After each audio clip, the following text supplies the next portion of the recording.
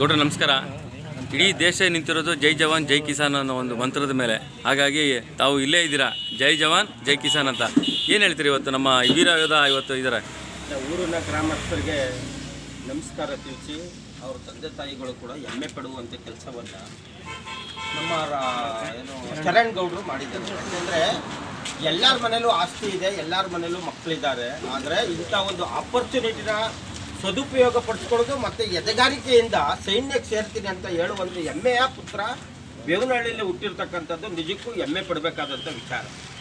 ಜೈ ಜವಾನ್ ಜೈ ಕಿಸಾನ್ ಅಂತ ಹೇಳಿದಂಥ ಅರ್ಥದಲ್ಲಿ ರೈತರು ಭೂಮಿನ ಹದ ಮಾಡೋದು ಯಾವ ರೀತಿ ಇರ್ತದೆ ಬೆಳೆ ತೆಗಿಲಿಕ್ಕೆ, ಹಂಗೆ ಸೈನಿಕರು ಕೂಡ ಕೆಟ್ಟ ಪರಿವರ್ತನೆ ಇರ್ತಕ್ಕಂಥ ಭಯೋತ್ಪಾದಕರು ಮತ್ತು ಕೆಟ್ಟ ಜನರ ಮಧ್ಯದಲ್ಲಿ ಹೋರಾಟವನ್ನು ಮಾಡಿ ಈ ದೇಶದ ಜನರ ಜಾನುವಾರುಗಳ ರಕ್ಷಣೆ ಮಾಡುವಂಥ ಹೊಣೆಗಾರಿಕೆಯನ್ನು ನಮ್ಮ ಚರಣ್ ಗೌಡರಂಥ ಸಿಬ್ಬಂದಿ ವರ್ಗಗಳು ಅನೇಕ ಯೋಧರು ಕೂಡ ಹೊಣೆಗಾರಿಕೆ ಹೊತ್ತಿರ್ತಾರೆ.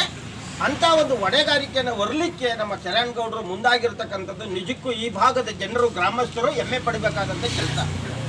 ನಾನು ಹೇಳ್ದಂಗೆ ನನ್ನ ಹತ್ರನೂ ಕೂಡ ಇದೇ ಥರ ಹೈಟ್ ಇರೋರು ಇಬ್ಬರು ಮಕ್ಕಳವ್ರೆ.